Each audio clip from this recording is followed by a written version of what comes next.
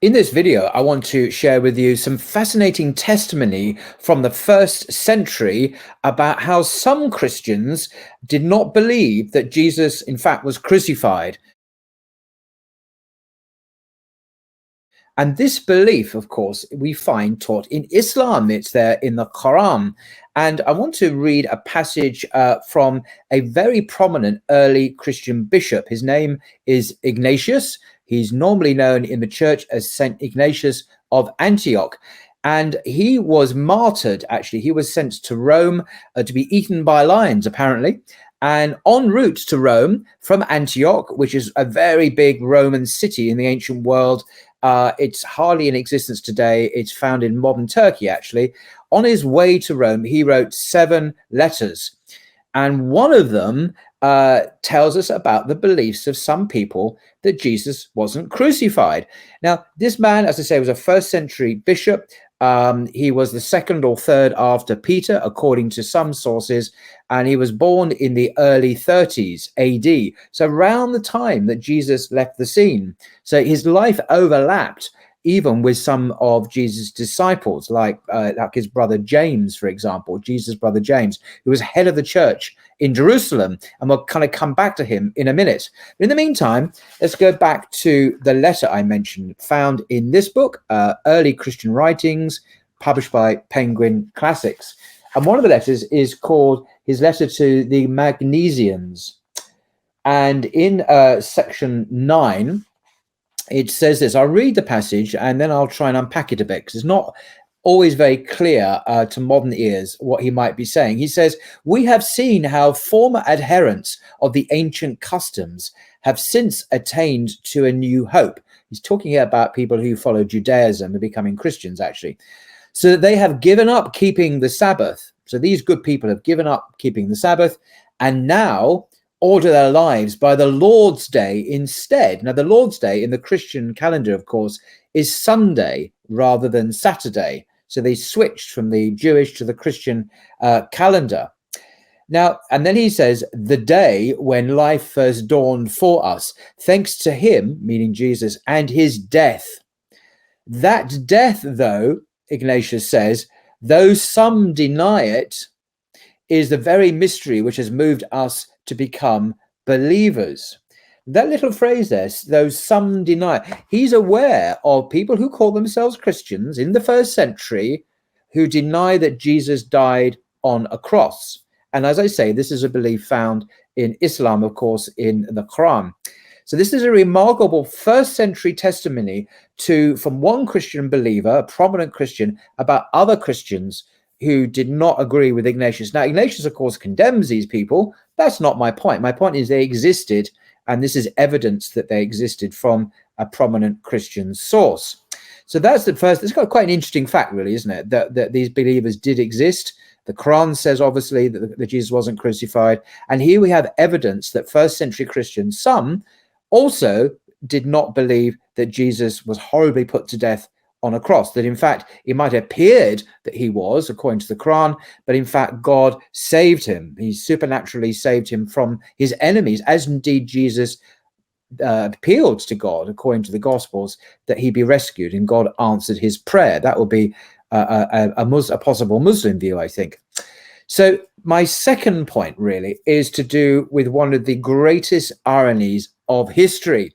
And again, this is to do with the origins of Christianity. And we come back to Ignatius again, Ignatius of Antioch, a bishop, probably the 2nd or 3rd after Peter, according to some early records, a very well-known character who's still remembered in the liturgy of the church today, in the Orthodox Church, the Catholic Church, and so on. He says something very interesting in the same letter. This is Ignatius's letter to the Magnesians, in section number 10, as it's called in this book. And I'm going to read what he says, and then this is the great, I think it's one of the great ironies of world history. And he says to people he's writing to profess Jesus Christ while continuing to follow Jewish customs is an absurdity, he says. The Christian faith does not look to Judaism, but Judaism looks to Christianity. in which every other race and tongue that confesses a belief in God has now been comprehended. Now, what I want to focus here is this clear sense that to be a Christian for Ignatius is that you do not follow Judaism. Indeed, to do so is an absurdity. Christian faith does not look to Judaism. Now, why is this ironic? And I think this is a great irony, one of the biggest ironies in world history, as I say. Why? Because Jesus himself, even according to the Christian Gospels, and this is my Bible, the New Revised Standard Version, which is the gold standard, by the way, of translations of the Bible, according to the scholarly community. In the Gospel of Matthew, Jesus said some very interesting things about the Jewish law, about Jewish customs, and so on. For example, Matthew chapter 23, the first 4 verses, where Jesus denounces the scribes and the Pharisees. These are Jewish people, of course. Then Jesus said to the crowds and to his disciples, the scribes and the Pharisees, they sit on Moses' seat. In other words, they teach the law. This is an authoritative statement. If you sit on Moses' seat, literally and figuratively, you are a teacher of the law. Therefore, says Jesus, do whatever they teach you, but don't and follow it, he says, but do not do as they do, for they do not practice what they preach. They tie up heavy burdens, hard to bear, and lay them on the shoulders of others, but they themselves are unwilling to lift a finger to move them, and so on. That's the first interesting point. So Jesus is telling his disciples to obey the Jewish law. These are the 613 commandments given by God himself to Moses on Mount Sinai. And of course, you can read about this in the book of Exodus. And this is the Torah, the instruction, the teaching, the law given by God to Moses. Jesus is telling his disciples, as I say, those who to those who sit on Moses' seat, do whatever they teach you and follow it. But don't do as they do, because they're hypocrites, basically. First piece of evidence. Secondly, this is the same chapter, verse 23. Woe to you, Pharisees, scribes, hypocrites! For you tithe mint, dill, and cumin, and have neglected the weightier matters of the law, justice, mercy, and faith. It is these you ought to have practiced without neglecting the others. Without neglecting the others. So you've got to get your priorities right. You've got to practice the law, the weightier matters of the law, justice, mercy, faith, but don't neglect the other matters of the law. So the law has to be obeyed. This is not being abrogated. And indeed, in the sermon, the very famous Sermon on the Mount in Matthew chapter 5, verse 17 onwards, Jesus says to his disciples, do not think that I have come to abolish the law. No, I'm not come to abolish it. Until heaven and earth pass away, not one jot or tittle will pass away from the law. So a law is still to be followed, albeit in the way that Jesus interpreted it. So with a renewed emphasis on mercy and love and faith, the love of your neighbor and so on, yes. But the law itself is not abolished. Now that's interesting, isn't it? So remember what Ignatius said? Here we have the early Christian writings book. To profess Jesus Christ while continuing to follow Jewish customs is an absurdity. The Christian faith does not look to Judaism, but Judaism looks to Christianity. Remember, Jesus was advocating the practice of the Torah. The Torah is what Jews do. Even today, Orthodox Jews obviously try and follow to the best of their ability the commandments of God found in the Torah. This is the Jewish faith. But what about the early church? So if we look at the book of Acts, again in my trusty red Bible here, who was the head of the church? Now, Catholics, of course, will tell you Peter. Peter was the first pope. What does the Bible say? Well, in the book of Acts, Acts is a book after the Gospels. It's basically a history, or the earliest history of the church, mostly centered around Paul, actually. It's more the Acts of Paul than the Acts of the Apostles, but hey. But it tells us, almost unwittingly, it kind of mentions that the head of the church in Jerusalem was a man called James. Why does he matter? Because all our evidence tells us in the Bible and in other multiply attested independent sources that James was not just he was the brother of Jesus, and he was the head of the church in Jerusalem.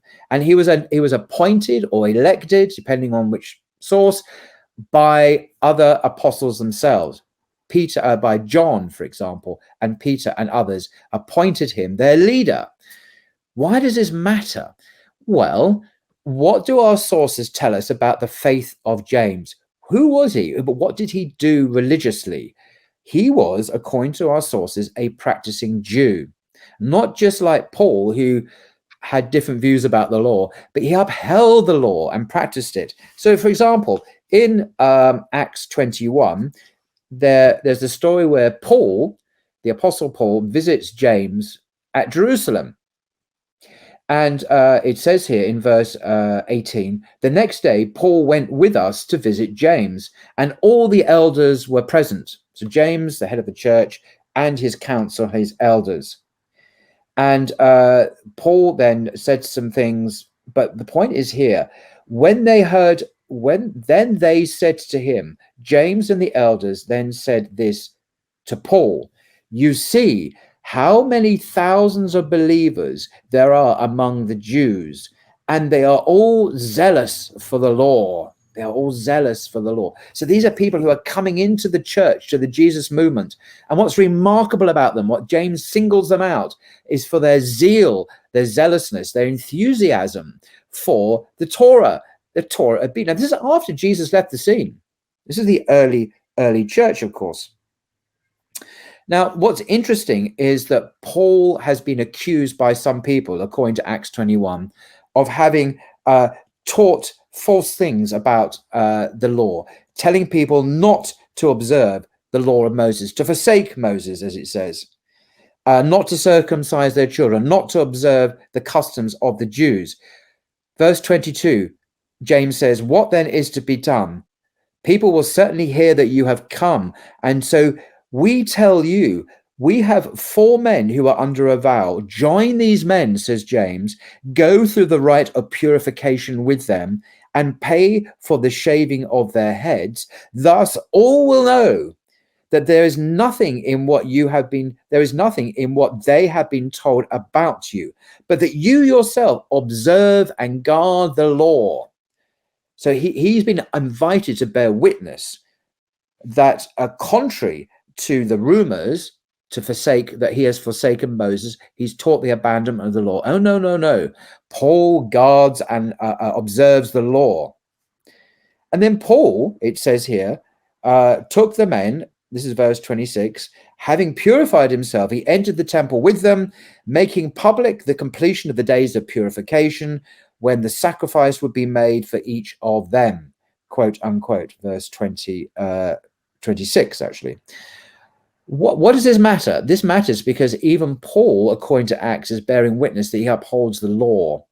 Now, I don't think there's a problem here, because we know from Paul's letters, like Galatians, like Ephesians, that Paul said the law had been abolished. If you look up Ephesians chapter 2, verse 15, Paul says the law and its commandments has been abolished.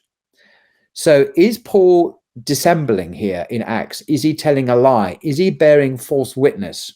It looks like he is, but this isn't just telling lies to James, because he's been asked to undergo this rite of purification in the temple. He has perjured himself before God, if one takes this passage as historical, and I don't know if it is or not, because there is a false testimony involved here. Paul taught that you could eat kosher food, for example. You could eat food that is not kosher. All food is clean, he said. You can eat ham, for example. He said that. The law says you can't. So there's a problem there. So here we have the early church, James very proudly telling Paul about these Jews who are zealous for the law.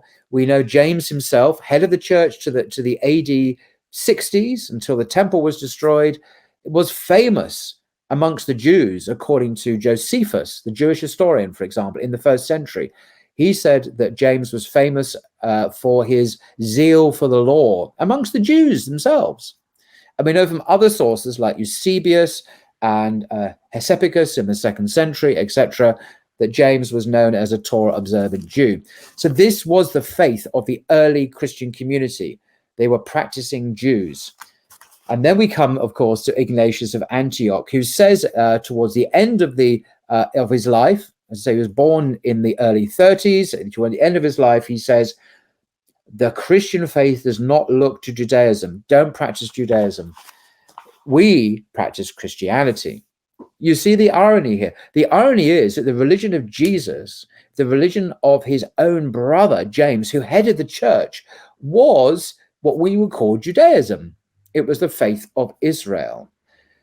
Ignatius says, don't follow that faith, follow a different path, Christianity. And in fact, the word Christianity, which we find in here, according to the note in this book, is the first time that word ever appears in world literature. This is the earliest usage of that noun, Christianity, in any literature. So here we have a new religion being proudly proclaimed by Ignatius on his way to martyrdom, and a clear rejection of the religion of James, of the religion of Jesus.